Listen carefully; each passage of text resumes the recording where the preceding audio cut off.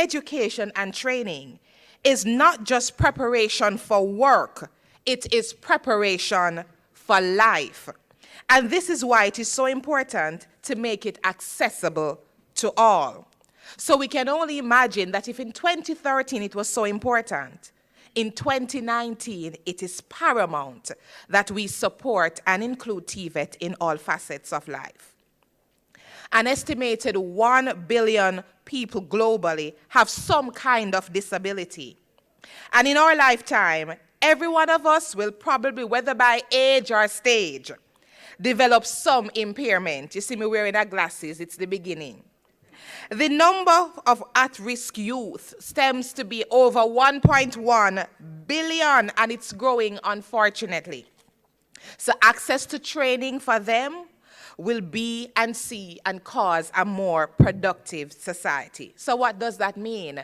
It means then that skills pay the bills. The chair that you're sitting on is an indication of a skilled craftsman. Your hairstyle, my outfit, your braces, your glasses. So in every walk of life, skill is important. And that's why inclusion will see a better society. Our keynote speaker, Dr. Carl Crow, has a long history as a career development consultant and trainer. Dr. Crow, raise your hand so the public can see you. He co-founded the Center for Learning Connections and holds a PhD in counselor education from Arizona State University, and was the first career education coordinator for the Seattle School District. He has worked in 41 US states, 5 territories, Australia, Canada, and Jamaica. For his latter, he assisted the Career Development Services Unit of Heart Trust NTA in planning and designing a program for Edwin Allen and Cumberland High School. He also wrote a book based on his experiences, Creating a Success Culture, Transforming Our Schools, One Question at a Time. Ladies and gentlemen, please make Dr. Carl Crow welcome.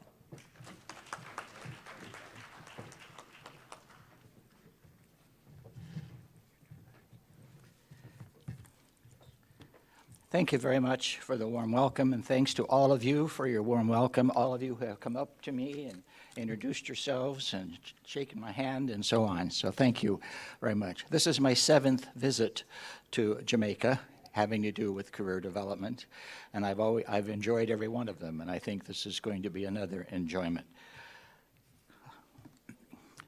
Today, we're going to be looking at career development in terms of the population that was actually mentioned to me was called at-risk and unattached youth.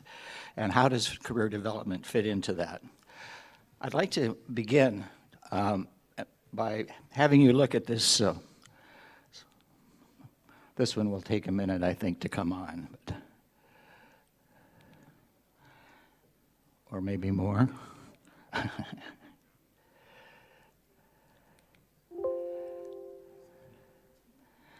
Well, there we go. Well, the topic has to do with human capital. We've heard that a lot at this conference. And what do we mean by human capital? This is what I mean. It means, do community citizens add to or subtract from the value of the community? So if we walk into a community and we say, who are the people who live here? How many of the people are actually adding to the value of the community by being here? And do you have people who are subtracting from the value of the community, who are costing a lot of money for the community? And so that, to me, is what we're talking about here with human capital. Education and training should be helping citizens add value to the community. So all education and all social service programs should be leading us toward this development of human capital. Career development is a proven strategy to help make this occur. So that's what we'll be talking about today, is what role does career development play in improving the capital of a community. Picture this. These are, I'm going to give you a lot of examples. These are all things that have happened to me. These are conversations that I've had, things I've witnessed. I've worked in 20 different jails and prisons around the United States.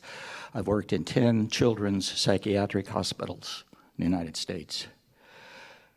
And in almost none of them did anyone ever talk with any of the residents about the future or what they were going to do in the future. The focus has always been on what? The crime, the illness, right? Have you been in a psychiatric hospital for kids? When I go in and I talk, and a 9-year-old talks about being sick, and I ask if he's ever thought about, or she's ever thought about being 18 and what they're going to do when they're not there anymore. No one has ever talked with them about that. So this happened to me not very long ago. Could we back up? Yeah, go back. There we go. High school principal was asked about career development in his high school. I said, what are you doing for career development? He said, we don't have time for that. We're focusing on excellence. You get that? We can't be doing career stuff. We're focusing on excellence. I talked with the superintendent. I said, what is your district doing with career development? He said, we're not doing it. We have a motto, a policy in our district. If they don't test it, we don't teach it. Now think about that. So that's the status that career development has with a lot of school administrators, and it's still going on. If you talk about career development, they will talk about raising test scores. If you talk about career development, they will talk about academic standards, as if they're separate. All right? Now picture this. This is also a true story. You can read this. I don't have to read it to you. You're talking with this young man, scholarship winner. So I'm talking with him about school, and he says, you know, when I first came to this school, I was headed for jail, like most of my friends and relatives. So I said, say more about that. And so he was telling me about stealing cars, breaking and entering, all kinds of things he was doing when he was 14. Then he said, I came to this high school, my first day of school. A woman asked me what strengths, skills, talents, and interests I wanted to develop. Now, typically, when you go the first day of school, what do you hear? The rules, the regulations, how you earn a credit, and so on.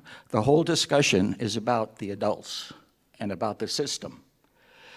And the assumption is that all young people will fit into that system, adapt to that system, obey the system, follow the directions of the system, and then leave and have a good life. But what happens to the students who don't buy into that system? So in this school, the focus is not on the system, but it's what strengths, skills, talents, and interests do you want to develop? Because that's why we're here. And this young man that I was talking to said to me, take it back, I'll tell you, okay? And he said, I told her I couldn't answer. I had no idea how to answer that question. How would you answer that when you were 14? And she said, well, then you will learn to answer it because that's the purpose of this school. Please hear that. That's why we're here. Nothing about subjects, nothing about credits, nothing about us. We are here to help you identify, develop your strengths, your skills, your talents. And if you do that, and we do that well, you will be successful. Because that's what it means when you get out of school and you can no longer talk about credits and nobody cares what your grade point was. Nobody cares about your high school diploma, other than maybe the fact that you have one. But what they will ask you about are what strengths, skills, talents do you bring to this organization? Are we together on that? Now that's a major shift, but this school was organized that way. Next slide. At this school, every student had a career plan. They spend 30 hours a year, 30 hours a year just working on their career plans in their classrooms. They worked with their teachers, they worked with other students, they worked with the counselors. Every teacher in that school knew the career plan of every youngster in his or her class. They talked about it regularly. Students are walking down the hall changing class, and an adult will tap them on the shoulder and say, "How's your plan coming?" So what's important in that school? What is it about? Anybody? It's about the student. It's about your plan. That's why you're here. Students helped each other. In many schools, students learn how to follow rules. But here in this school, they learn how to create and follow a success plan. So keep that in mind. Think about, is that possible for every school to do that? How much money have we spent so far talking about this? Nothing. Doesn't cost anything to do this. Okay, next slide. Most schools are organized around curriculum. This was organized around the strengths, skills, so on, students. It was a human capital school, and career development was the centerpiece of the school. The whole school is about career development. It's about realizing that being in school is temporary. You're going to be here for a while, but when you leave here, you've got a whole life ahead of you now. Maybe as much as 70 or 80 years, the way the life expectancy is going. And our job is not to make sure that you are a successful student. Our job is to make sure that you are a successful adult. And now there are now teachers in the elementary schools. There aren't many, but I met one not too long ago, and she teaches third grade. This is in the US system. She teaches third grade, 8-year-olds. She said, "I used to tell everybody that my job was to get third graders ready for fourth grade. I don't do that anymore. I tell them, my job as a third grade teacher is to make sure my 8-year-olds are successful 30-year-olds. Now, she said, when I made that perceptual shift, it changed the way I teach, changed the way I talk with kids, changed everything. Because when I look at these little children in front of me, I'm trying to project them at age 30 and trying to figure out what will they be doing, what will they be like, and what role can I play as a third grade teacher to make sure that they are successful. Okay? So it was a human capital school. The school was on an Indian reservation. It had a large migrant population. It was a high crime rate, high dropout, high absentee rate. And when I told my friends that I was going to work in this school, several of them said, "Cal, you're wasting your time. It's a basket case. That school has never been able to function." And now they are a model school. And the kids that were headed for jail are now headed for college. Think about that. And it didn't cost very much to do that. A little bit of professional development, but it took a lot of change up here. And the principal was very honest. He said, "We're moving in this direction because we owe it to the students and we owe it to the community. And if any of you have a difficulty with that, let me know and I'll help you find a transfer. But you need to know that if you're teaching in this school, we are becoming a career development school. And the purpose is we want to improve this community. We want to help this community. These young people have things to value besides crime, besides absenteeism. They're just as bright as any other kid in any other school. And we're going to change the culture." Okay? We know that today's behaviors are guided by our visions of the future. That's why we're having a conference. That's why we have these kind of conferences. We've heard a lot about the future. And what is your vision of the future? Because it's our vision of the future that determines what we do today. And a whole lot of students did not have a very good vision of the future. But what this school that I just talked about did is that's what they did. They created positive visions. And if you have a positive vision, then you will have positive behaviors. If you have a negative vision, or no vision at all, then it's very easy to fall into negativity and doing whatever because it doesn't matter anyway. It's not directed to anything. So think of how human capital was affected just in that one community when jail-bound youth became college-bound. And by the way, the young man I talked with wasn't just the only one. He was telling me about all of his friends that he used to steal cars with, and they were all going to college. Now, imagine that you're somewhere else. Imagine that you're in a jail. You're talking with persons there about their strengths, skills, talents, and interests, and their dreams. You want to help them add value to their communities when they're released. This is what you hear. Next slide. I'm not going to say anything, I'll just let you read it. These are all quotes from young people in jails and prisons, people I've worked with.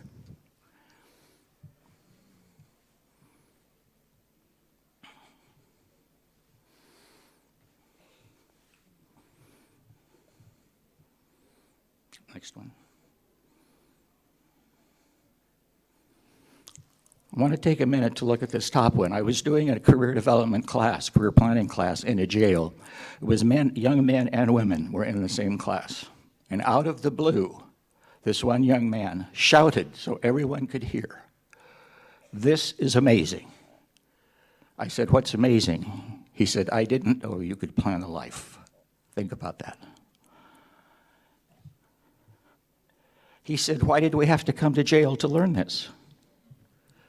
How would you answer his question? Why did he have to come to jail to learn that? What was he saying? Somewhere I should have learned this somewhere along the line, and I didn't. Okay. I get into a lot of trouble for drawing instead of listening. A teacher tore up my paper, destroyed my paper in front of the class. This is a young man in jail. He had tears in his eyes when he told me this story. Then he asked me, I was in New York because we were at the Rikers Island jail there. So I asked him about his interest in art, and he said to me, he said, "Have you ever been to the Museum of Modern Art in New York City?" I said, "No." He said, "You ought to go sometime and just sit there and let all this beautiful artwork wash over you." This is a 19-year-old prisoner in an orange jumpsuit. Okay. Now, without help, what's going to happen when he leaves? Without some sort of intervention, without somebody telling him that his interest in art is valuable and probably in great demand when I keep hearing about all the need for creativity in this future workplace, I think there's a place for him. But he didn't know that. Here are some more.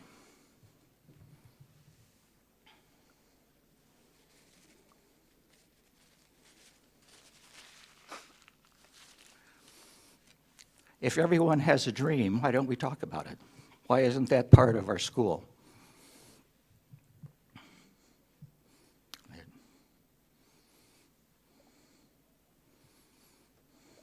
I like this top one. Just shrug your shoulders and say, "I don't know," and they leave you alone. And when it's all over, what do you know? Jail.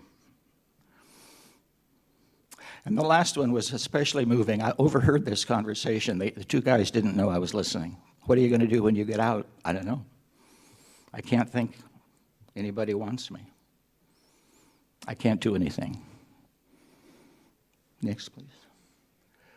Now, I put all of that on one. I just want to give you a chance. These are the statements we just looked at. I wanted to put them all on one piece so you can just soak that in. Look at that. This is what young people, incarcerated people, are saying.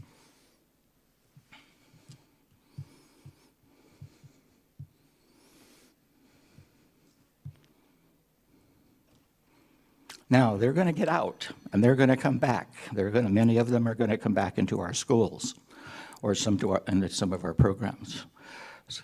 And I believe career development, well done, can turn a lot of these young people around. It can change them substantially. We already saw it in that one school.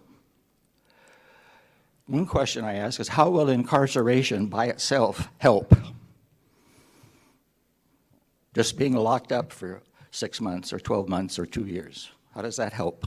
How will they be different when they come back? Probably not.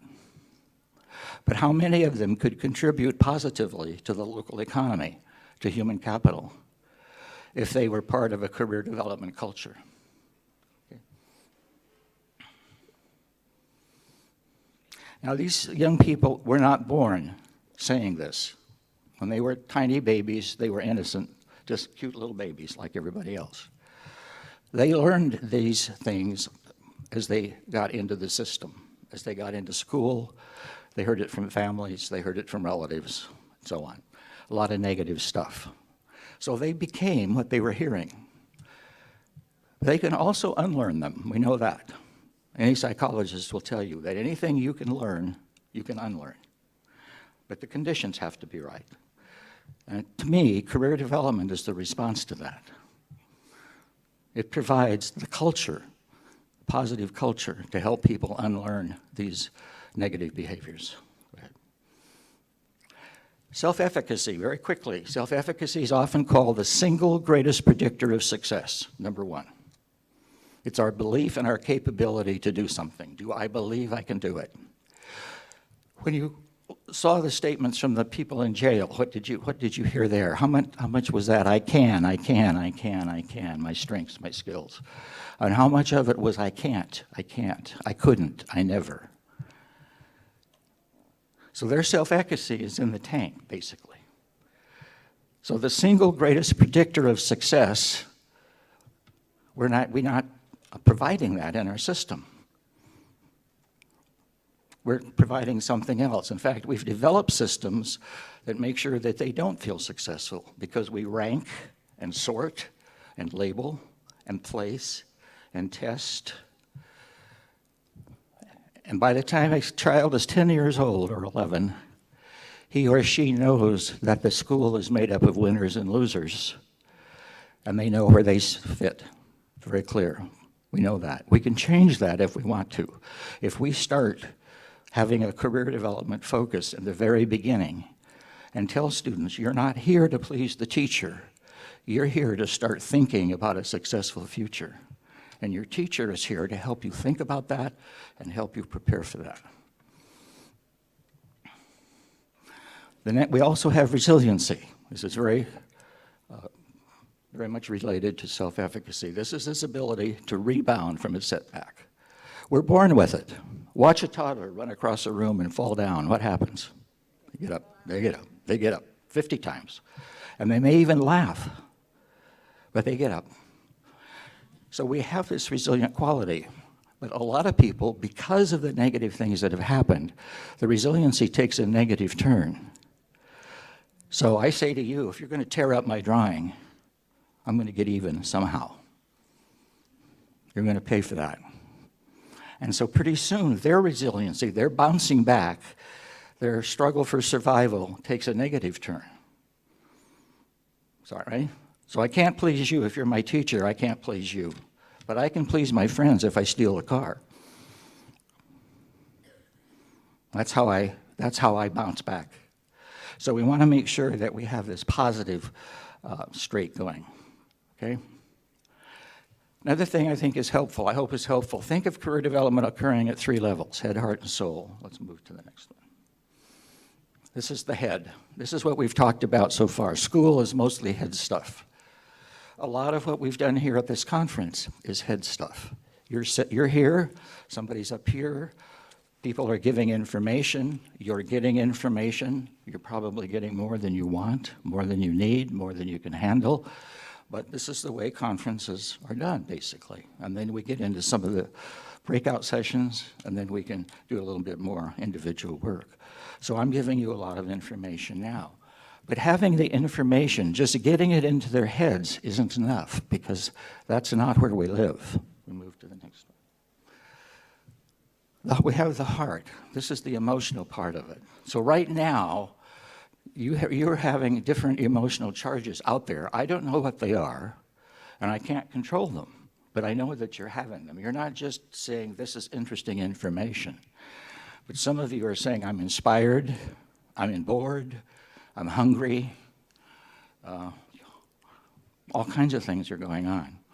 This is the way learning takes place. It's not just the head stuff. We can't just say that we covered the material and then we're done with it. How did the person feel about that material? And then let's look at the third one, and you'll notice soul here. This is not religion at all. I put quotation marks here, but this is values. And if you can see what they are here. Why should I care about this? You know, is there any payoff? Is it worth it? Can I do it? Okay. And if you look at how decisions are made, and especially young people, the decisions are almost always emotional and value-driven. They are not based on information. So if we want a career development program that's going to serve young people well, we have to make sure that it touches their hearts and souls. So it's not enough to say we have a class in this or we have a class in that.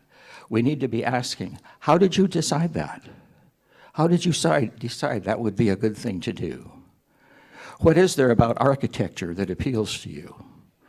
And if the student says, I don't know, my uncle told me I should do it, there's no heart and soul in that at all, is there? So major decisions come from the heart and soul. So when we we want to depend on the heart and soul with our career development programs. Okay. You can read this. I don't think I need to read that to you.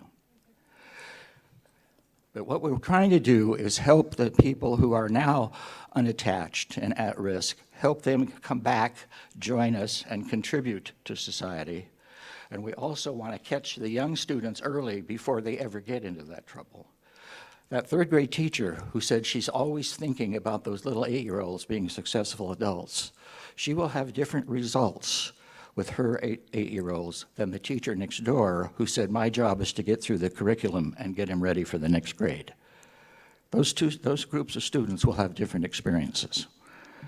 And so what we're trying to do is have more of the former and fewer of the latter, and that's what career development does. I don't know how many of you are familiar with this. I love it. Somebody asked Michelangelo, how were you able to carve that beautiful angel? He said, I didn't carve the angel. This is what he said. I saw the angel. Angel was in there. I saw it, and I carved until I found the angel. That, to me, is what we should be doing as educators. Can we go ahead to the next one? The career development culture, what we're about is finding the angel in every young person. There's one in there somewhere. Keep in mind, when we look at these little tiny babies and how cute they are, and we love to hold them and cuddle them, they're all the same. And then they start changing because in some of them we find angels and in others we don't. So it seems that our job in career development is to find an angel in every young person. I don't care how bad I'm treated. I don't care what this kid calls me, whatever. There's an angel in there somewhere dying to get out, and my job is to create an atmosphere where he or she can do that. And to me, that's what career development is. We look for and we find angels. The adults I worked with saw something in me that I didn't see in myself. I was working in a school, an alternative high school a few years ago. Here's the commencement speaker, graduation speaker. Senior kids are graduating from this school, and he looked at his students, his classmates, and he said, well, here we are, gang, the losers and failures who could never do anything right. That was his opening line. I was shocked. I've never heard a commencement speech begin that way. But of course, then he said, but we showed him, didn't we? We showed him, because here we are, and here's what we've done, and here are the things that are possible. And so, please join me in congratulating yourself, because we know that we can make it. So to me, that's what career development is about. And this school I'm talking about changed the whole culture of the school. And it became a career development school. I just heard recently that one of the graduates from the Loser and Failure School is doing her student teaching. Another one was a student body president at the local community college. And I could go on and on and on. These were all at-risk, unattached youth that other people had given up on. So we can't give up. We have to help people feel competent, confident, connected. To me, this is what career development is about. If every student feels competent and confident and connected, and we know how to do that, we have all kinds of research on that. And there are a lot of other teachers who aren't interested in that. Those principal and superintendent I mentioned, they weren't interested in that. They said, we're focusing on excellence. To me, if you create a school where every student feels competent, confident, and connected, that's focusing on excellence.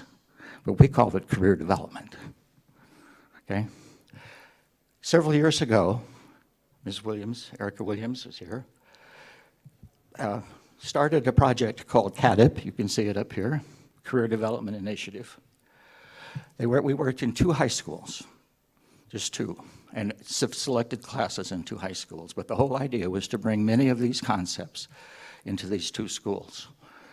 Okay. It was to create a career development culture. So let's go ahead to the next one.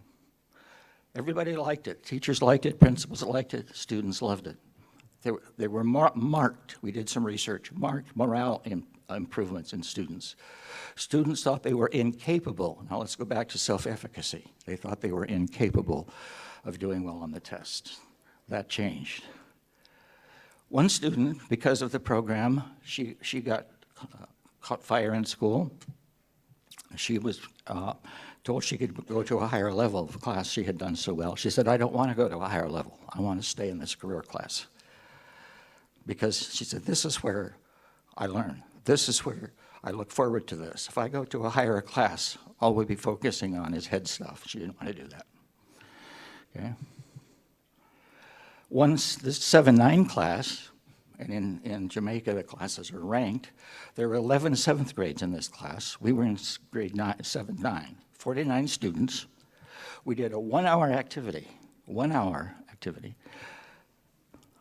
And at the end, one of the young men stood up and he said, if we could do all of the strengths and skills and talents that we identified in this 1 hour, we would be the 7 ones. That's pretty powerful after 1 hour. And this came from the students. Okay. We asked teachers, would you recommend this program? They said, absolutely. Okay. One teacher said, students ask, what are we going to do today? What are we going to learn today? That's a big difference. And they made the case for a Jamaican career development policy. That was part of the evaluation. And that's out there somewhere, and you might want to revisit that. Okay, I'm just about finished. So I'm going to say, imagine a TVET world where students say, faculty, staff assume we all can learn and can all perform at high levels, and we want to be successful. And the students say, I know there is a place for me in this changing world. I know there's a place out there, and there are many needs out there, and I have much to offer. And you have much to offer, and I thank you for inviting me, and thank you very much.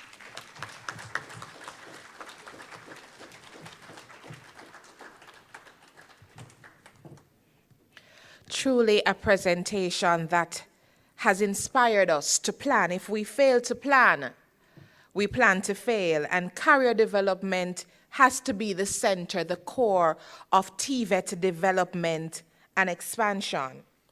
There is no doubt that the Hartrust NTA has led the charge for career development by a way of having a course that is embedded in all our programs. We continue to benefit from partnerships for the development of employability skills and career guidance through initiatives such as that of partnering with Red Stripe and other private partners. UNESCO, USAID, the World Bank, Colleges and Institute of Canada, different ministries of government, just to name a few. And we would want to encourage you, our Caribbean friends and family, to do the same. It makes no sense that someone is skilled but does not have the requisite employability skills or truly does not plan to be successful. And based on what Dr. Crow said, once it is that we get the career aspect, the career planning aspect right, everything else will fall into place. Put your hands together again, ladies and gentlemen, for Dr. Carl Crow. Just one announcement. I'm scheduled to do a workshop at 2 o'clock in this room. And it will be a hands-on. I have lots of handouts, lots of activities, lots of discussion sort of thing. I won't be up here. We'll be down here working in groups. So I just wanted you to know that. If you saw that title, you might wonder what it is. But it's at 2 o'clock here. And I think a lot of people are taking field trips, doing other things. But I just want you to know. Just to support what Dr. Crow said, at 2 o'clock, there will be a workshop right here where he will be speaking on the prospects of at-risk, unattached youth in the 21st century. And I believe we can learn much still from Dr. Crow. If you're just joining us, an international perspective was shared by Dr. Crow on the role of career development as a strategy used in human capital development for at-risk and unattached youth. Now we will continue the trail of sharing, and we will have our guest presenter, Dr. Gwen Scott Ruttencutter, a lecturer of Valdosta State University. And she's in the Faculty of Adult and Career Development. And she also is an adult education doctoral program. That's what she's a part of. She teaches that, and also office administration. She holds a PhD in educational psychology and research with an emphasis in adult learning from the University of Tennessee, Knoxville. Her research examines teaching learning in higher education through the lenses of self-directed learning, positive psychology, and reflective practice. She will speak to us on awareness, interest, meaning, and sustaining model of adult education in the TVET context. Ladies and gentlemen, please make Dr. Ruttencutter welcome.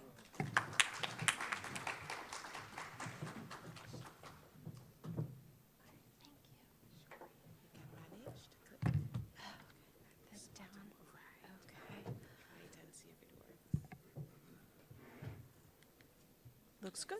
Okay. Welcome. Hello, everyone. Ladies and gentlemen, thank you for being here. To the Caribbean TVET organizers, thank you for this invitation and this opportunity. I appreciate it. And I also want to say, oh, thank you, Madam Chairwoman. And I also want to say, as a first-time visitor to Jamaica,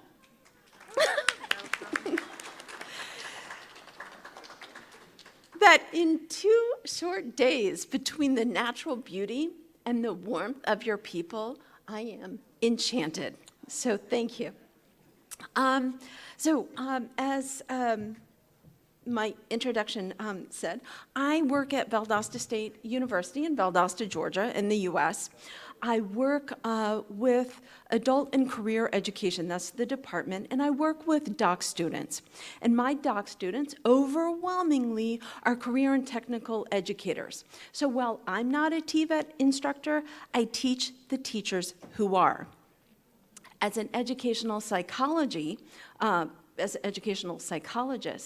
I study how adults learn within higher ed contexts. And that's the lens through which I entered this work, looking at adult learners, motivation in career and technical and TVET education. The model that I want to share today with you is about motivation, and it comes from a collaboration with my scholarly partner, who's more importantly, my life partner, my husband, Will. Hi, Will. Thank you. Will would have been up here with me, but he's just wrapped up a 10-month project with Habitat for Humanity, and he's a little tired, so you just get me today. So with that, we'll jump right in. A quick overview of this presentation, just to share some learning outcomes, the origins, where this model of motivation came from, as well as overview of the problem that we're currently looking at in our research, the purpose, the model itself, and some practical strategies. So we look at, because I'm a teacher, learning outcomes, and that is at the end of this session. I hope that you will be able to define and describe this model of motivation be aware of the lit and practice that inform it, understand the model, and hopefully have one or two things that you can take back home with you in your own practice with adult learners. Yeah, hey, there we go. So the origins of this model, this is where our work comes from. Will and I are both practitioners at heart. And for the past couple decades, what we've done is work in community education and community development. Will has worked in international projects in Haiti and Zambia. Together, we've worked in community development and education in South Georgia, where we're from. We did this in partnership with the U.S. Department of Housing and Urban Development and the state of Georgia's Department of Community Affairs. We worked in affordable housing, specifically with low to moderate income buyers, trying to help them move into homeownership. Through that work, we probably worked with a little over 500 clients within a couple years period. Every one of those clients, the first time we met with them and through our training with them, everyone was committed to becoming a homeowner. Everyone said, I'm motivated, I want to do this, just point me in the direction and tell me what to do. And it was lovely. But what we found is over time, only a handful of those 500 clients persisted toward their long-term goal of becoming a homeowner. So Will and I looked at each other and we said, what's going on here? We had a practical problem of practice that we needed to figure out.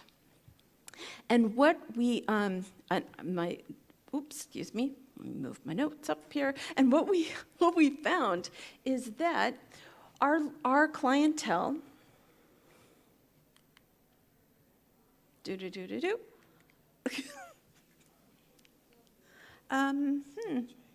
try.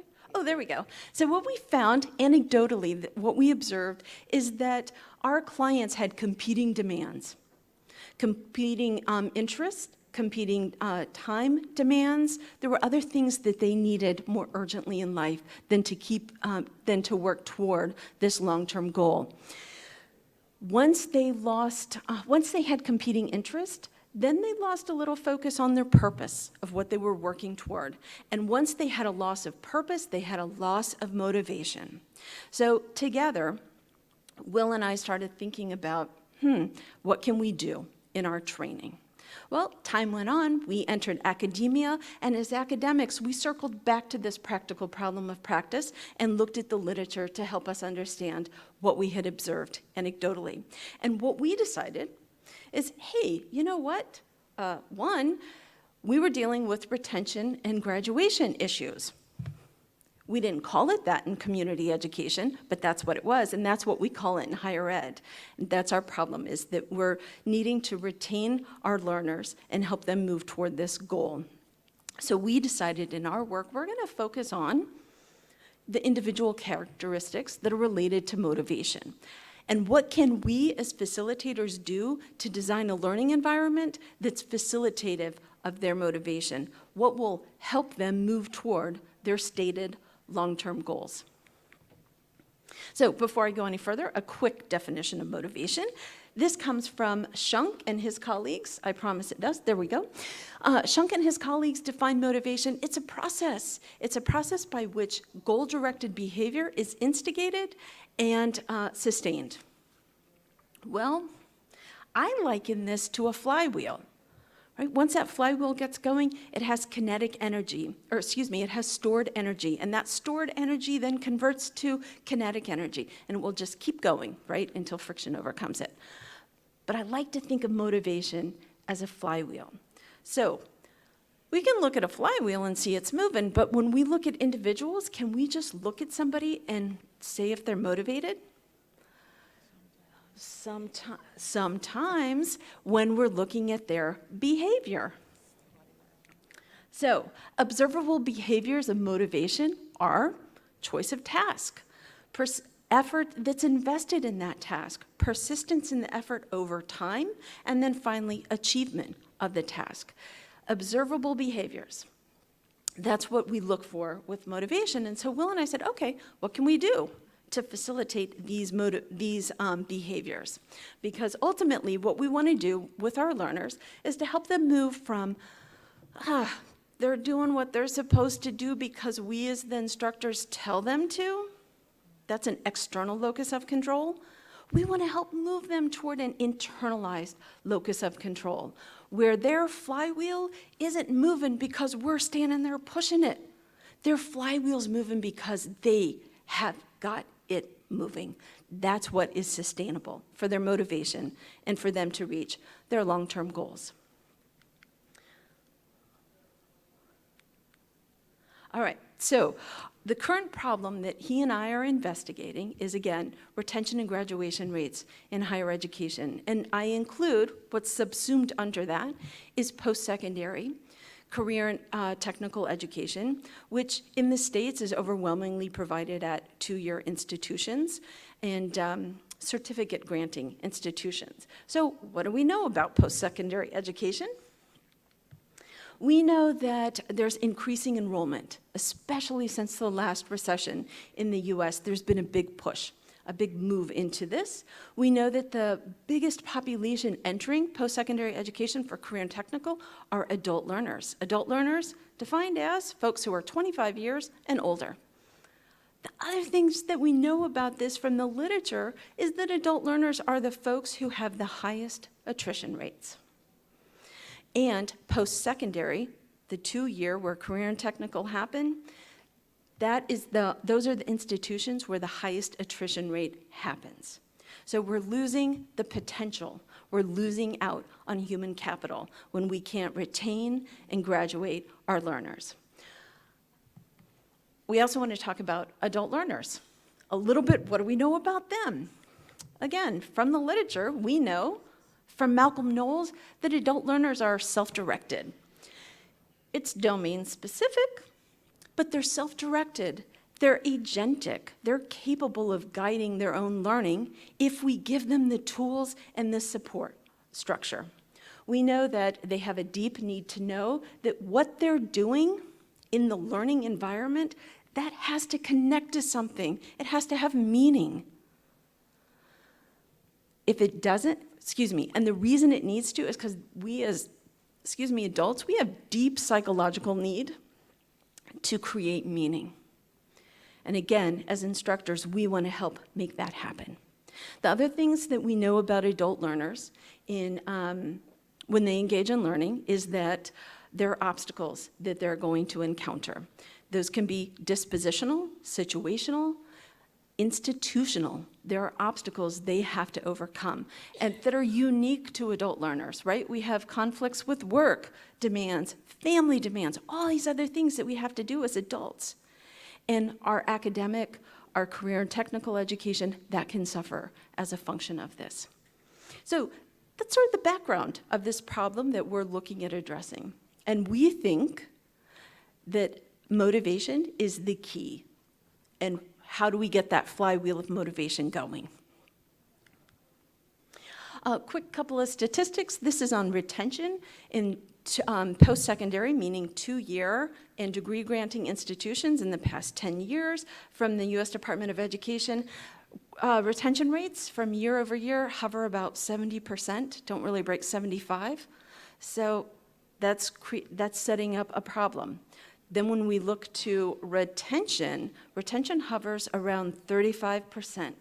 And this is 150% of normal completion time. So within 3 years for a 2-year program, only 35% of enrollees are actually finishing, are graduating. This comes at a tremendous loss. We know that it's a loss not just for the individual's economic potentiality and positioning as they move forward in life, but from the work of,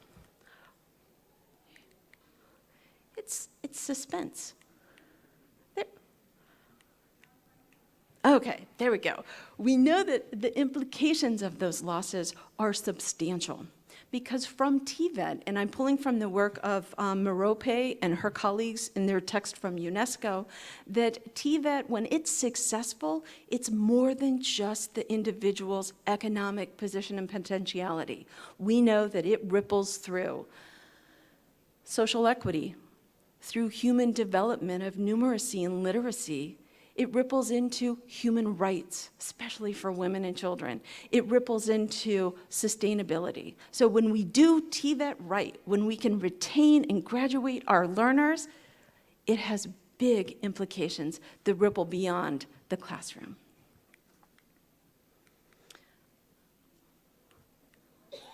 So with this context of our experience as practitioners and then as scholar practitioners, Will and I wanted to know, how do we take everything that we know about retention and graduation and adult learners, and what do we do with that?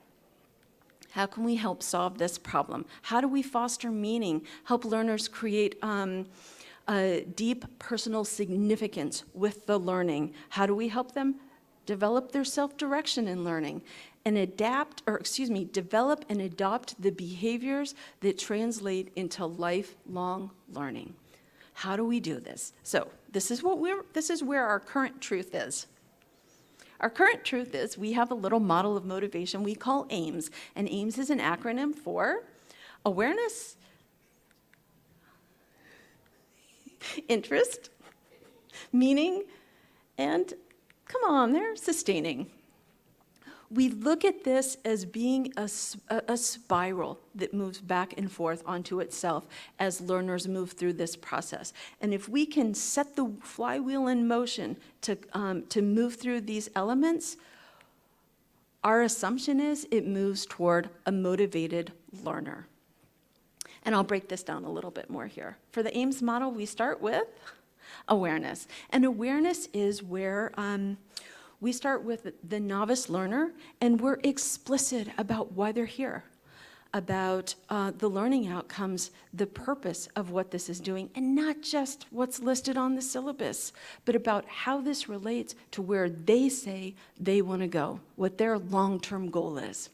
And speaking as a faculty member, I'll tell this on myself, and what I've observed is sometimes we forget that we're more advanced. We're expert knowers in our respective fields. And so we have lots and lots of tacit knowledge. And we forget that our novice learners in front of us, they don't possess that same type of knowledge, let alone how it's organized. And therefore, it's incumbent upon us to make this explicit and just lay it out there for them. Meanwhile, as Cal hit on, ask the learners, why are you here? What do you want to get out of this? How do you see this helping you get where you want to go? And so that's what we look at with awareness. And we hope from awareness then that engenders interest. And with interest, this is where, and I'm borrowing from the work of a couple scholars named Taylor and Marino, who theorized that we have two brains, two functions happening in our brain when we enter a learning experience. And there's the cautious brain, the anxious brain. And the anxious brain is the one who's like, whoop, I don't like this. I don't want to look like I don't know what I'm doing. I don't want to look stupid. So let's just put the brakes on this right here. But on the flip side, there's the curious brain. And the curious brain is the one who's like, oh, hey, I think this is interesting. This might have meaning to me. I'd like to learn more. And the curious brain hits the gas pedal, and it engages in the learning. As instructors, we believe we've got to set the conditions to bring out that curious brain for our learners. And that's what happens here in awareness. If we can capture their curiosity, then we have an opportunity. It opens the door to help create meaning, personal meaning to the learners. Not what we think is important, but what they think is important. If we can help them discover their meaning and create deep personal relevance, then folks, that flywheel, they're going to start moving their own flywheel. It's no longer us as faculty and instructors out here trying to push it. They have a meaning that they connect with, and they've got it going. And once we do that, we want to make the conditions favorable for sustaining these behaviors. And the way that we theorize that we can sustain motivational behaviors is by using, in the words of Donald Schoen, reflection in action and reflection on action to help them. And it's a metacognitive strategy where they look back at, what did I do? How did that work? Evaluate that behavior, and what do I need to do to adjust moving forward?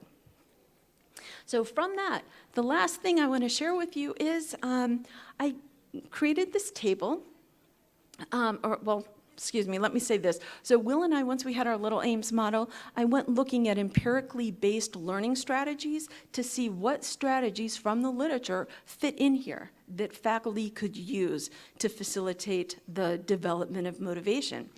And so I thematized those empirically based learning strategies, and the themes that I came up with are here on the y-axis of rapport building, metacognition, and active engaged learning strategies.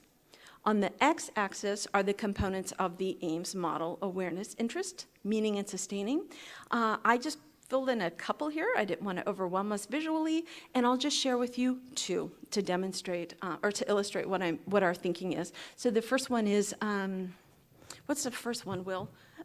My notes just died.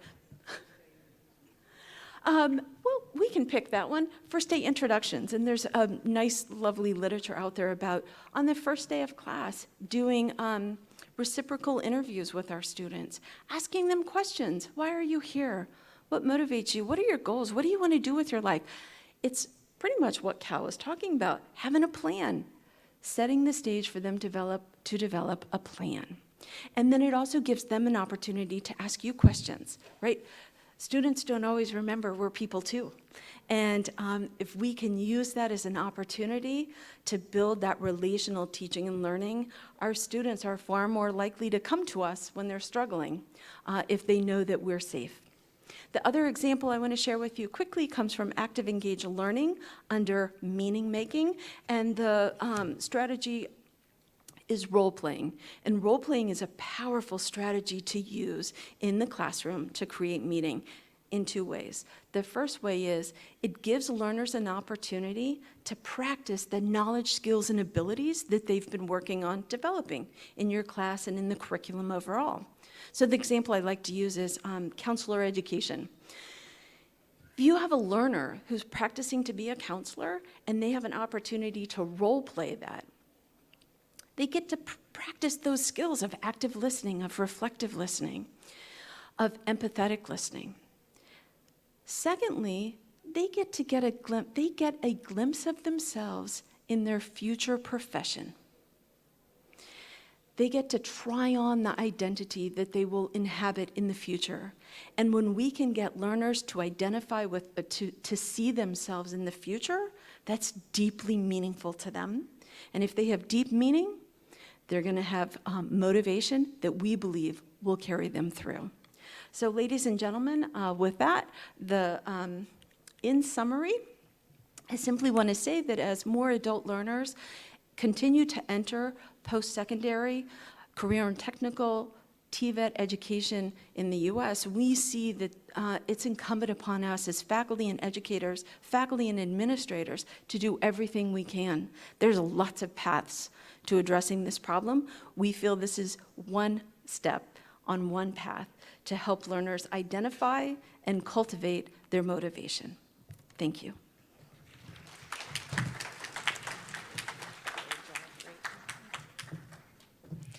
Please put your hands together again, ladies and gentlemen, for Dr. Gwen Scott Ruttencutter, and by extension, Will Ruttencutter, for supporting so ably his wife. Thank you so much. Because of the time constraints, ladies and gentlemen, we're going to have 2 questions. So if there are 2 burning questions, we ask you to move towards the mic. Now, I'm sure that Cal and Gwen will ably answer whatever questions you may have. 2 questions.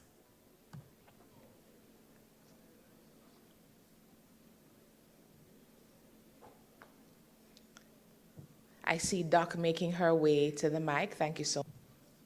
Thank you very much, ladies and gentlemen, for your presentation. They're so relevant and apt here that the question I have really, either of you could answer, but I think Cal Crow may have a little edge on it since he delved so deeply into career development, realizing that it is not a product, but a process.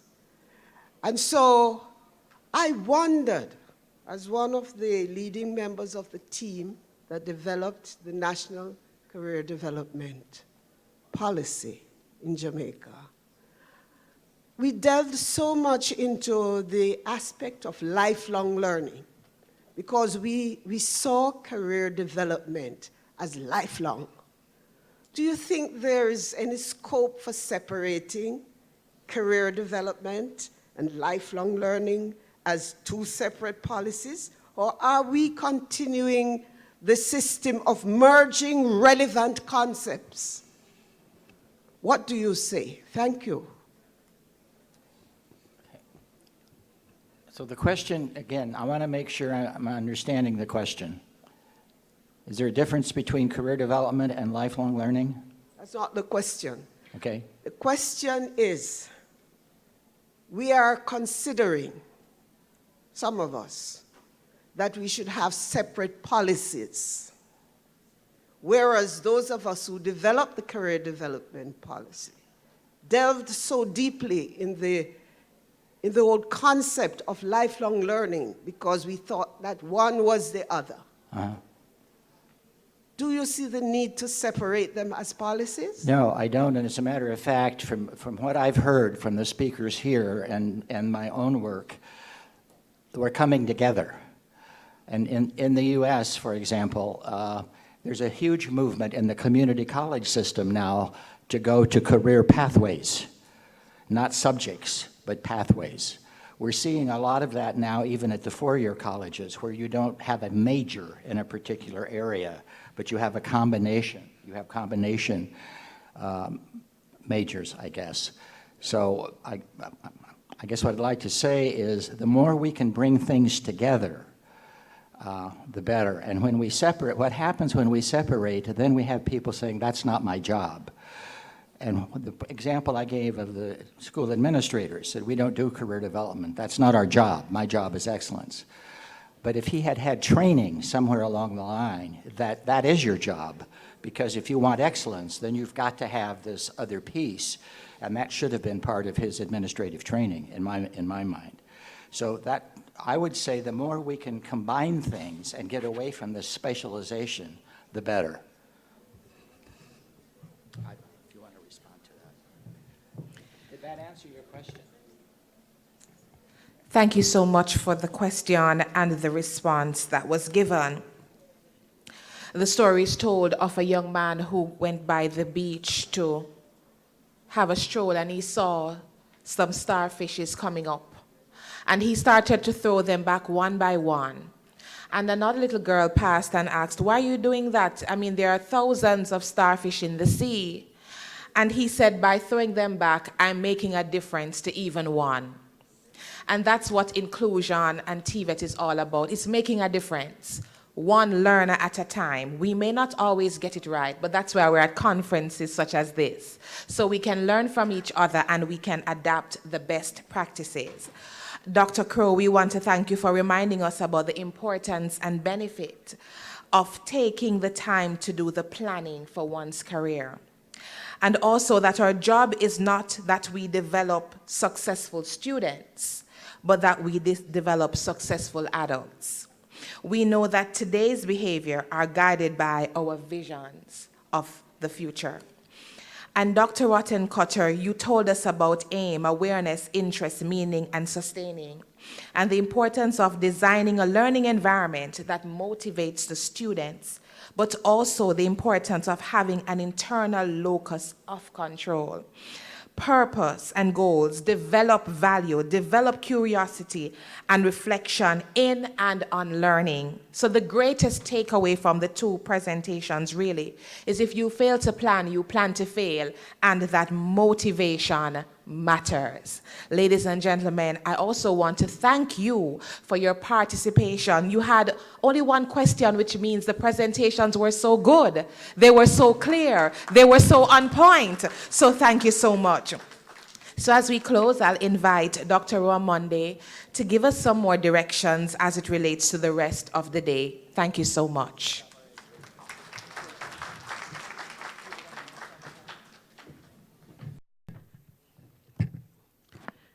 Thank you, Dr. Shimhue, for so ably chairing the session. Well done. And to Dr. Ruttencutter and Dr. Crow for stimulating us. And for me, it was really inspiring us and telling us about a higher calling when it comes on to our at-risk youths and the belief that we need to have in our students and in our young people. So I hope you have all been stimulated, you have all been inspired. As educators, these are the issues that we really should care about, because what we do ought to be from the heart. We need to engage the heart. We are now going to move quickly into our next session. So I'm going to ask the chair for this session, Mrs. Catherine Grisby, is not with us. So Professor Halden Morris will take over chairing this session. And then we will have Mr. Simone Cecchini from ELAC, that's the Economic Commission for Latin America and the Caribbean. Davidson Mupinga, who is from Kent State University, Associate Professor, Dr. Mupinga, and of course our own Miss Olivia Campbell, who is one of our partners from Sutherland Global, and she's the manager for strategic initiatives at Sutherland. Do remember the workshop that Dr. Crow spoke about? We'll get a chance to delve through some of the issues that he has raised. And that will be at 2. A lot of things will be happening at 2, colleagues, so it may be, I know you may be having a dilemma now in terms of the choices you will need to make. The study tours and some concurrent sessions.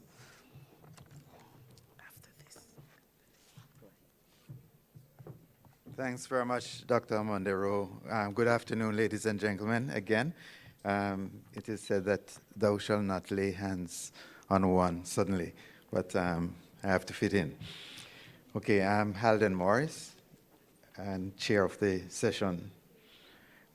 This session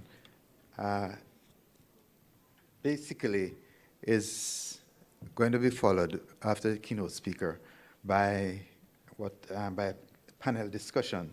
The keynote speaker is Mr. Simone Cecchini. Yeah, thank you. Thank you. And he is a Senior Social Affairs Officer, Economic Commission of Latin America and the Caribbean. I'll move directly into his presentation in the interest of time, and we'll take the panel discussion afterwards. Welcome you.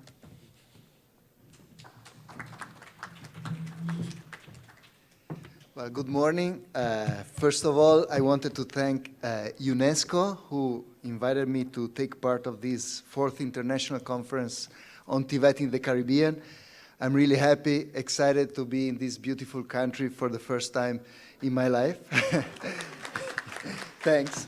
And, well, I work for the United Nations Economic Commission for Latin America and the Caribbean. I've worked on development for the last 20 years, but with respect to TVET, I'm more of a recent convert to the importance of TVET to development and the contribution to development. And this is due to my participation in a project, and thus I want to start this presentation with sharing with you a video on this project.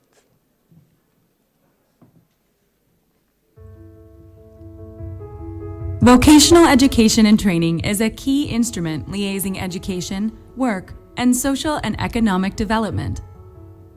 Its main purpose is to ease young people and adults' employment opportunities and lifelong learning. Since 2015, ECLAC's divisions of social development, gender affairs, and economic development, with the support of Norway's cooperation, have been working on this subject with a regional perspective Over this period, a series of analytical studies have been published, and several technical assistances have been carried out.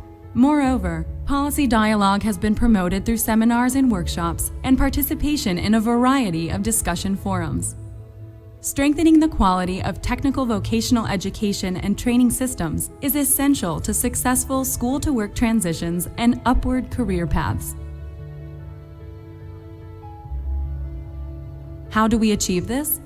The work of the project has identified these key areas to achieve this goal.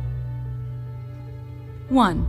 Promoting trajectories of young people from secondary technical education to higher level technical education, and from non-formal educational training towards both levels of formal technical education. 2. Improving the link between the technical vocational education and training system and the productive sector through the identification of skills, demands, and strengthening gender-sensitive labor market information and employment services systems. 3.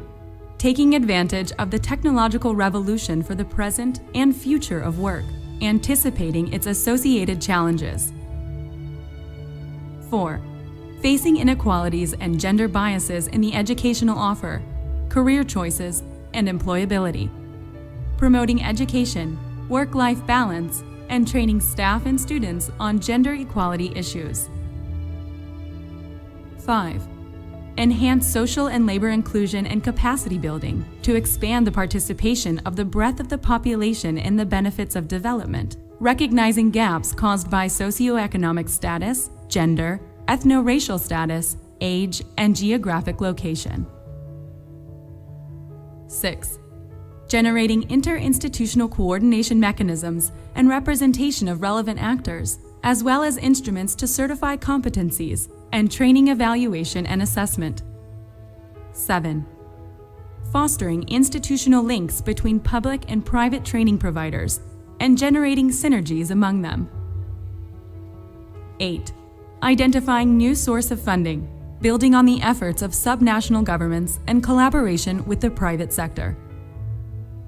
To move towards an inclusive development that tackles social and gender inequalities, eliminates poverty, and consolidates economic, social, and cultural rights for all of the population of Latin America and the Caribbean, it is fundamental that technical and vocational education and training systems support the development of competencies that are key for the exercise of responsible citizenship and continuous learning in a dynamic and increasingly technologized labor market.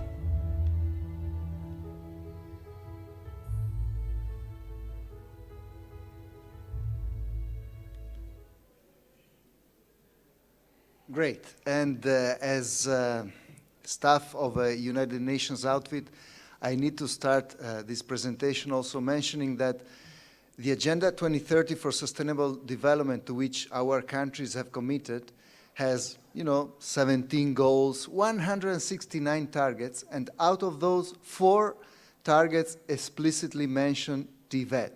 And basically, 3 are under the goal of quality education, whereby countries have committed to providing quality TVET, which is also inclusive, without gender imbalances and including, disadvantaged groups like people with disabilities. And also 1 target under Goal 8 for decent work, whereby countries have committed to reducing the proportion of youth who are not in employment, education, or training. Now, at the TVET conference, I don't need to convince you of the importance of investing in TVET, right? I think you're all converts here. But still, I think it's important to mention that there is a social rationale for investing in TVET because individuals who have been trained through TVET are more able to insert themselves in a changing labor market, as we have seen these last 2 days with the changes in robotic and artificial intelligence. Also, TVET is very important to fight poverty and inequality because many programs are especially geared to disadvantaged groups, to youth, to women, to people with disabilities. And also there is an economic rationale because besides the individual gains, there are gains to firms and to the economy overall. In terms of numbers, studies in Europe show that each additional year of TVET accrues a gain of 10% in hourly wages for men and 7% for women. Here I'm showing you some charts we calculated for Latin America on the rate of returns of education, right? So it's something very simple and basic. On the horizontal axis, you have years of education. On the vertical axis, wages. So, as you would expect, the chart goes up. The more years of education, the better salary you will have. But also it tells us something interesting, which is where do these curves start being steeper? Where do you have more gains? And you start seeing more gains when you complete secondary education and obviously when you have tertiary or postgraduate education. And also this chart shows us something about inequality. For instance, that even for the same years of education, men get better salaries than women, and people who insert themselves in high productivity sectors of the economy get better salaries than those in the low productivity sectors. These kind of charts, they come from a broad economic literature that has recognized the importance of human capital for economic growth, or also from the models called endogenous growth, which in plain English means growth from within. In these last years, also economists have focused on specialized human capital as key for economic growth. And this is very important for TVET, as TVET provides those specialized skills. And also when we ran studies at the global level on the connection between education and economic growth, what is found, it's not only that it's important the years of education of the population, but also the quality of that education. Now, unfortunately, it's not enough to be educated, right? Because our youth, they face great challenges in transitioning from education to the world of work. Here I'm showing you some data on unemployment rates on average for 10 Caribbean countries. And as you see on the right-hand side, 3 out of 10 women, young women, face unemployment when they look for work, and 2 out of 10 men face unemployment. Although these unemployment rates have gone down, they're still too high. To face this issue of the transition from the world of education to the world of work, at the ECLAC we have suggested that obviously there are some key points. 1, concluding secondary education. 2, strengthening TVET systems with a focus on innovation. 3, a focus on what we call active labor market policies, which are policies to strengthen the supply of labor, for instance, through training or remedial education, the demand for labor through entrepreneurship, direct and indirect job creation, and labor intermediation. Also, providing balance between study, work, and family. This is very important for young women. When we see the data on number of persons not in education or training, very often it's women who are doing non-remunerated work at home, care work for children, brothers, sisters, the elderly or sick people. That's why we need to also strengthen care systems. And finally, promoting the rights of youth with disabilities. Now, what is the empirical evidence on the impact of vocational and educational training? We did a study and we found for 8 countries of Latin America and the Caribbean, if we focus on the 2 charts on the right, for women and men, we found that largely we see about 83% and 85% positive impact on labor inclusion indicators, on employment, on salaries. Interestingly, you also see some red, which means there are also some negative impacts, and you would ask, why are there some negative impacts of these programs? Well, because sometimes people, as they are trained, they will not take any job for any salary, so maybe their unemployment period becomes longer because the economy doesn't provide, it doesn't have enough jobs for people who are better prepared. Now, going to financing, it's very important to see that this is a multidimensional picture, right? It's quite complex, but let me just say that for financing, we have to see who is financing TVET. Different actors. One, the government, which could be the central government or subnational governments. Two, the private sectors, whereby private sectors, there are firms, there are households, there are NGOs, but also other actors, the rest of the world, through grants or loans from donors or private investors, philanthropic. These, on the left-hand side, where it says funding, is the people, the actors who pay for TVET, which is not necessarily the same actors as those who actually spend on TVET. And there is a dense web of relationships between those who pay and those who spend. Now, when we try to analyze this kind of data, unfortunately, we have these interactions. It's difficult to find statistical data. There is a paper, here you have the cover by a colleague of mine, who is Michael Honey, who has done a great study. You can find it on the web. But he has found some insights from general budgets of governments, but on firms and households, it's really difficult to find data. Let me also mention that we can focus also on the mobilization of resources, and thus we see what are the resources for the government: general taxation, specific taxation, multilateral lending, overseas development assistance. For households, it's wages and salaries or loans, and for firms, their revenues and, again, loans. Getting to some data on resource mobilizations for governments. If in the world, the rich countries belonging to the Organization for the Economic Cooperation and Development, they raise about 34% of GDP in taxes. In the Caribbean, that rate is lower. You see there, it's 24%. Some countries like Barbados, it's 35%. Jamaica is also above the Caribbean average at 28%.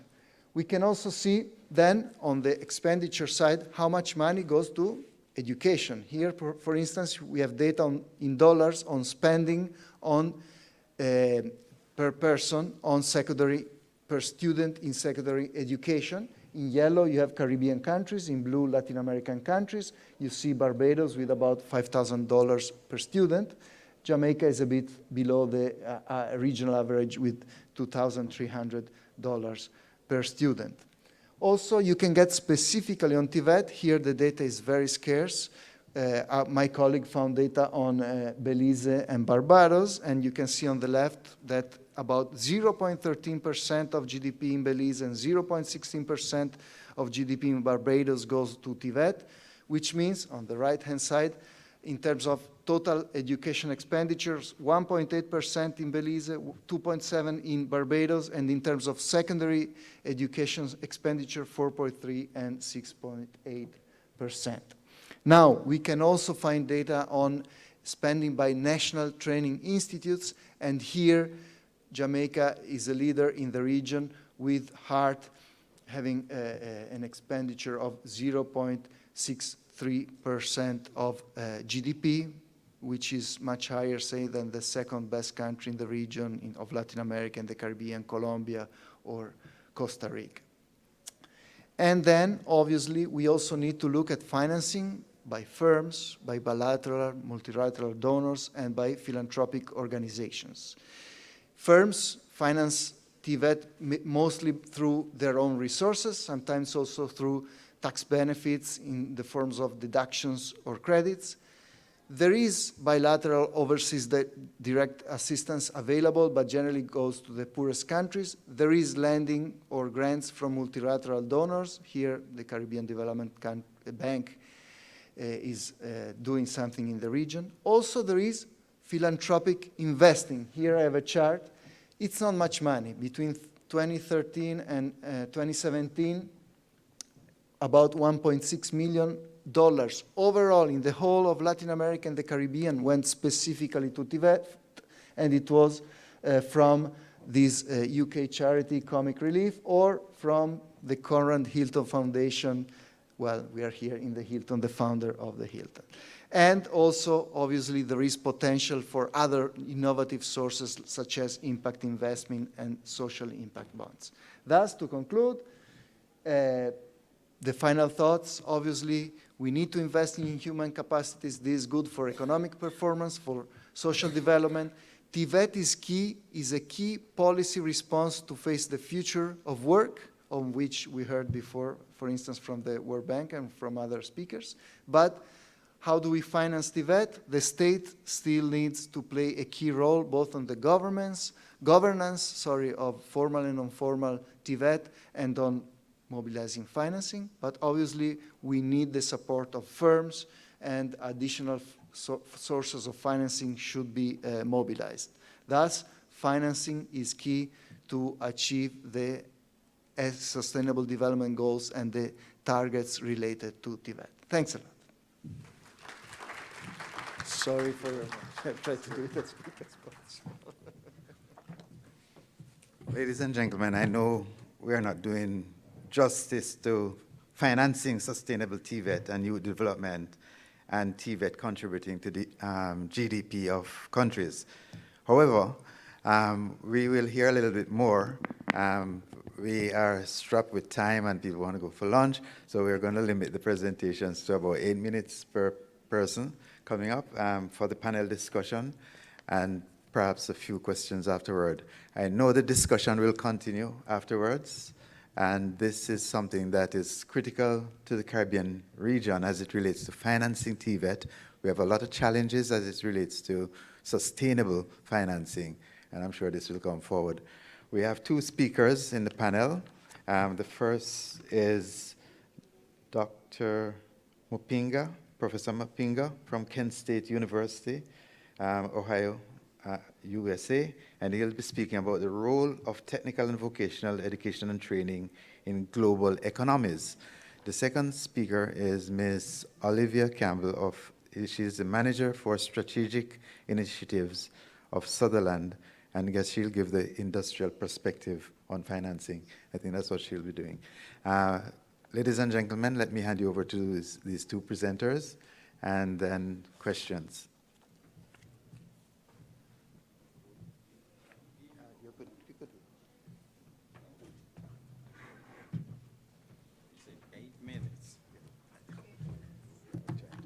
Okay. I'm not sure if we were going to project the slides, but even if we don't, that's okay. One of the most difficult challenges for an instructor is to teach students just before lunch. And it's equally difficult to teach students after lunch. However, I will try and I'll try and go through that. First of all, I want to apologize for my shabby appearance. There's nothing that I could do. I was just told by American Airlines that my luggage is in Texas. I am coming from Ohio. I don't understand how my luggage would have ended up in Texas. So anyway, that's enough about the dressing, but I hope we can get through this, without a problem. A few issues that I wanted to touch on. I think all morning or throughout the conference, we've been talking about how the workplace has actually changed. And from the drones that are delivering pizza to the robots that are actually serving food in restaurants to automobiles like 18-wheelers that are being driven without drivers. So we can actually see that the landscape or the workplace itself has actually changed, which in essence necessitates for the need of a worker with a different skill sets. And then that's where we come in as TVET, because we've always been of service to the industry or of service to the workforce in terms of we need to provide the workers that are needed by the workplace. And so we have to, first of all, look at the workplace and then figure out what it is that the workplace is looking for. And then we can provide the necessary worker with the right skills that are needed for the workplace. And so the project that we did was essentially to go to the workers and say to the workers, what kind of a worker, what kind of skills are you looking for? And so we put together a team of, we have a consortium of what are referred to as North Coast 99, which are the best companies or global companies to work for in Northeastern Ohio. So we set out our teachers to go and ask these companies or these global organizations in terms of what kind of a worker are you looking for? Mind you, this was after we had had a problem where there was a study or a survey that was done in 2014. It was a Gallup poll. Now, in the Gallup poll, it indicated that 96% of the employers, of the administrators felt that they were doing a good job in producing workers with the right skills for the workplace. And in that same survey, 10% of the employers said, we are getting what we need. I know one of them is not telling the truth, and let's leave it at that to say who is. Employers can't say, we are only getting 10% of qualified employees. Administrators, education administrators are saying, we are producing about 95% of our students are well qualified to work in the workforce. Yeah, I want to believe the employer because he's the one that is looking for the employees and he can't find them. So you cannot give me the argument that we are producing qualified, students.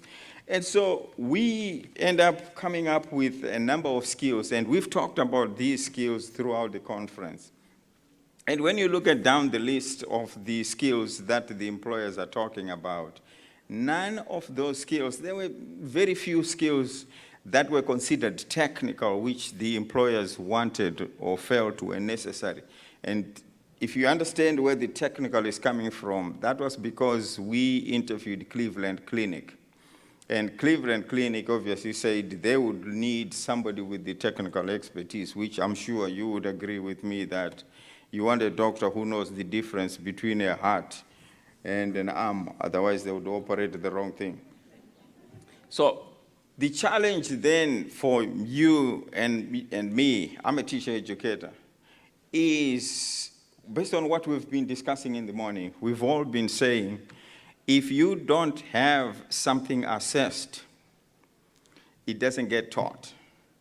And so all these skills that the employers are saying are important, to what extent are we teaching or are we developing, our students? A couple of things I want to challenge you is to find different ways that we can develop the self-awareness of the students. Are there any activities that we do in TVET to develop the students' self-awareness? Do the students, our TVET students, know what they can and cannot do? Because that's what the employer is saying I'm looking for. I'm looking for somebody who knows his limits. And yet, when you look into our exercises and activities in the classroom, none of that exists. Gone are the days where we can ask our students to develop or to follow instructions. I follow instructions when making Tuscany chicken.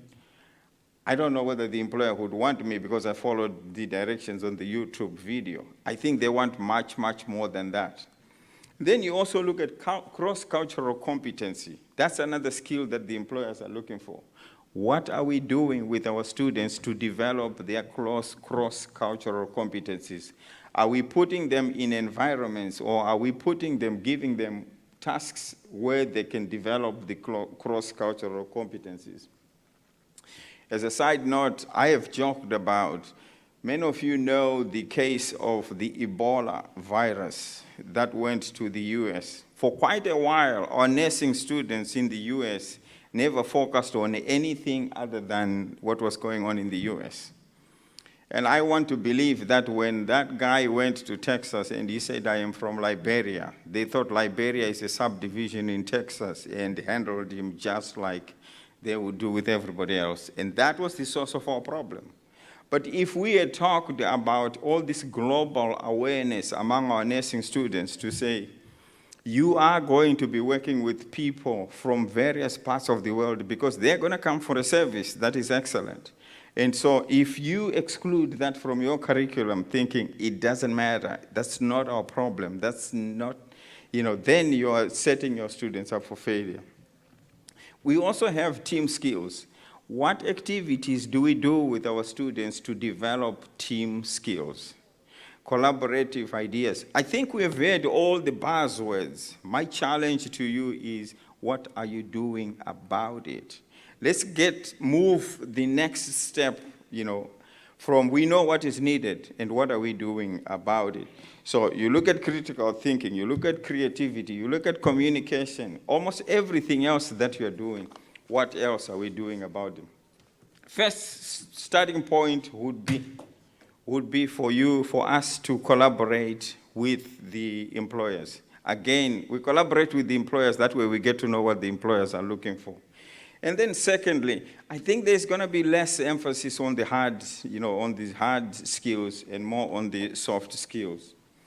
And then the collaboration with partnerships between education institutions and the industry is going to be critical in making sure that we are on target in terms of developing the skills that are needed. I will rest my case at that point. Thank you.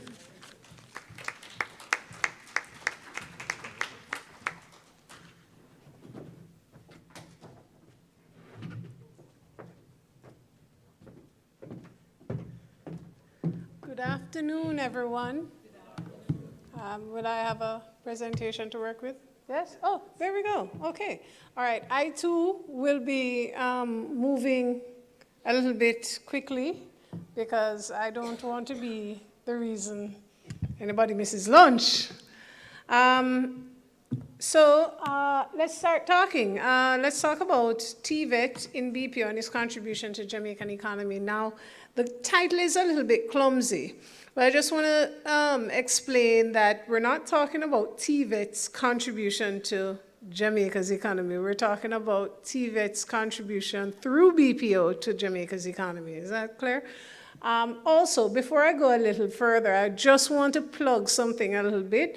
The tour this afternoon that is going to the Montego Bay Free Zone will offer an opportunity, a rare opportunity for participants to see a live BPO in operation.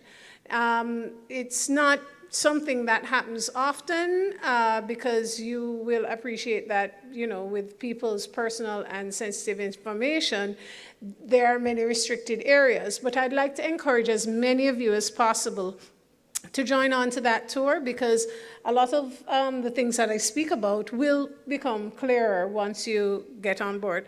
Now, it seems like a simple and basic and straightforward question, but let's go a little bit deeper. I'm going to, in this presentation, give you a little bit of a snapshot of the numbers. So really quickly, let's look at Jamaica's BPO sector. The business process outsourcing industry in Jamaica employs some 36,000 people. Now, there's a little bit of back and forth between BPO and tourism, who, contributes more to the economy. But let's just say that over 70% of Jamaica's services, GDP comes from the services sector. And the two fastest growing areas are tourism and BPO. So, no challenges here, but we just want to point that out. Now, that number is set to grow significantly over the next couple of years. The government of Jamaica has a stated objective to get to 100,000 jobs. And it's not impossible. The discussion about what we need to do to get to 100,000 jobs is a whole different presentation. I won't be giving that one today. But we know that it's not impossible based on our own experience at Sutherland. In 2012, we started with 1 employee. Today, we have 5,000. We are on a growth path to reach to 10,000, and we're not the biggest BPO in Jamaica yet. that gives you a snapshot. But let's talk about the estimated revenue. I think this figure is a little bit low. It's closer to $1 billion in revenue that this industry brings in. And salary ranges, they go from 1 million to 9 million. Of course, there are outliers. Some people making 150,000 US dollars a year. But by and large, these are the rough numbers. Nope, that way. Okay, so to get a sense of what I'll be talking about, let's talk about the jobs that exist in the BPO sector. They're divided roughly into 3 areas. One, the operations. These are your agents, your consultants, your customer service representatives, and they, that number, accounts for about 60% of any BPO's employees. After that, we have what we call operation support. These are the folks that give support to the operations directly. They are the trainers or quality specialists or workforce management. And then there's the support side of things where the operation support is about 30% of your employees, but support represents about 10%. And that's really the stuff that keeps the business running: HR, IT, security, facilities, that's those sort of positions. No? That way. All right. So, at Sutherland, we did a survey to find out, who's coming to us with a TVET education? Who has this TVET background, and how exactly are they doing? And what we found is that, based on our survey, about half of all employees have a combination of basic academic education, which we consider to be 4 CXCs, or the equivalent in City and Guilds, plus HEART training and certification. And in this instance, we asked specifically about HEART training and certification. HEART is our partner, and we've been working with them to, get TVET more ingrained, and TVET certification more ingrained in what we do. Now, what we found is that among the employees who have been with a company between 1 and 3 years, 72% of them have TVET training and certification. So half of all employees have TVET training and certification, but the number goes up. It's 72% of the tenured employees as people who stay for between 1 and 3 years. Now, the number goes up even further when we start talking about at the management level, and this is significant. 80% of senior managers at Sutherland have HEART or TVET on-the-job training and certification. Now, that sets us apart from a little bit from other traditional industries. And there are a couple of things we can take away. Number one, employees with TVET training stay a little bit longer on the jobs. The sweet spot for employment in our industry is a combination of basic academic education plus advanced TVET training. And another takeaway is that BPO offers a distinct career path for persons who have a TVET education or certification. So now, this is just a slide that gives you an overview of our TVET training ecosystem at Sutherland. Apart from the folks that come to us with HEART training, there is significant investment by the company in training on the job at all levels. Vocational training is core to what we do, and every Sutherland employee is required to do continuous education. Just last night, I had to stay up late to do my anti-bribery and ethical operations course. It was 45 minutes, I did pass. And we have, as you can see, we start at the lowest level with the associates and we get up to the managers. At the lowest levels, we have self-paced learning courses. We identify, for instance, our early risers where we invest in entry-level employees who show promise or leadership ability. Then we have our Academy of Excellence, which all employees, that's one of the courses that I did last night, where all employees are expected to continuously do training. Then we have our Team Manager University, and that's where you get to like level 3 and above. And at Team Manager University, we cover the critical management skills for supervisory management, such as engagement, communication, recognition, talent management, how to do root cause analysis, how to handle multiple priorities. And the last element of our training ecosystem is our Account Manager University, where we go to higher levels and we look at deeper processes. But I wanted us to get to this point because the topic for this discussion is a contribution to the GDP. Now, what I'm doing here, what you're looking at here, the BPIAJ did a industry-wide survey, and these figures seem very specific, but let's work with them as a guide, so to speak. Some $88 million in gross salaries from the BPO sector. Now, where I want you to direct your attention is that 13%, the income tax, that's a contribution of the BPO industry to income tax in Jamaica. How is it so low when we have so many employees? Remember the 60% of the employees that are at the lowest level, most of them fall beneath the government's income tax threshold. But let's have a look at the NIS contributions. 35% come from the BPO sector. Let's look at NHT and education tax. We're in the teens right there.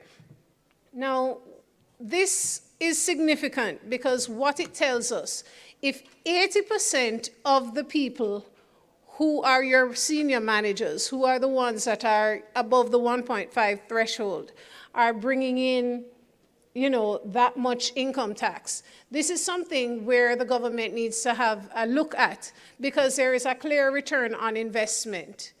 The numbers support the fact that if you invest in TVET education, the people who have that education and training, while they go through their career, they will end up earning more in many cases than average employees. I just got my signal for my 1 minute, so I will just blow through. Skip that. All right, so conclusions number 1. Our TVET contributes significantly to the BPO sector, particularly in terms of the employed and the career opportunities. So I want to separate the employment from the career opportunities. The employment, as we said, that bulk of people that are employed.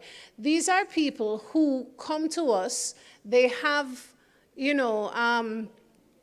have CXCs and entry-level heart certifications, but we provide a path for them to see a career. And as they get further along in their careers, it redounds well in terms of their income and their earning abilities. But the other thing I would like to point out is that BPO makes a significant contribution to the economy, and through the BPO sector, which is heavily TVET-based, TVET impacts some 2 to 8% of the economy directly, and that's just through one industry. So that said, let's invest more in TVET. Thank you all. Okay. Ladies and gentlemen, you've heard the presenters. I know we're on the edge of lunchtime, so I'll open the floor for a few questions, and we'll have our presenters respond. And if there's any point to discuss, please let this be a free discussion. Questions?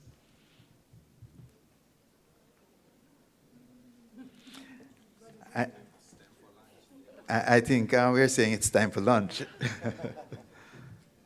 Okay, calling, last call. Any questions at this time? Is there any point that you'd like to, between the...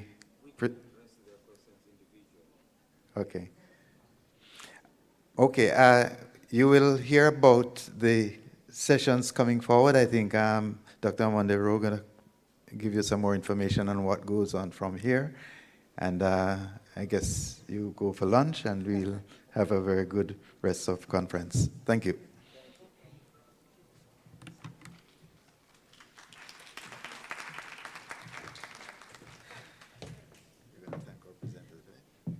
We want to thank you all for really making an effort to stick to the time and for being very focused in terms of getting across the points.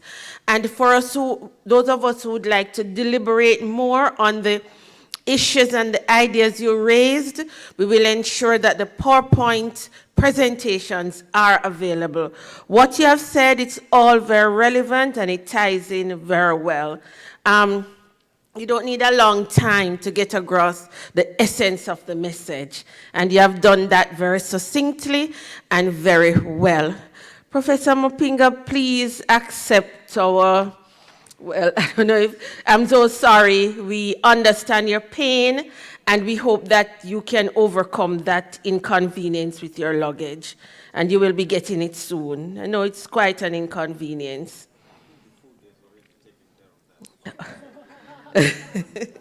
The food has already taken care of. You have enjoyed the food. Okay, and just thank you for coming. This is what resilience is. He has all of these issues, but he just came and he did what he had to do. Talked about resilience earlier.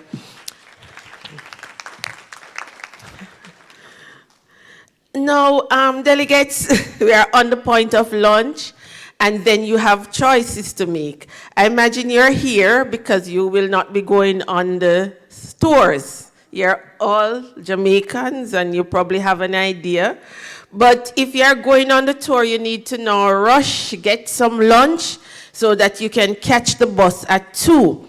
But please remember the session with the workshop on at-risk youths. We are going to delve more into those ideas and models. And there are also some other very interesting and stimulating sessions during that period. So take time to browse them and do turn up at the workshops if you can. There are lots of choices, but if you're not able to attend, we'll ensure that you get the PowerPoint presentations. Thank you. We'll resume at about 2:10 with the workshop and the other sessions that will be going on, concurrent sessions. Yes, thank you so much, and thanks. Very interesting presentation. I hope we'll be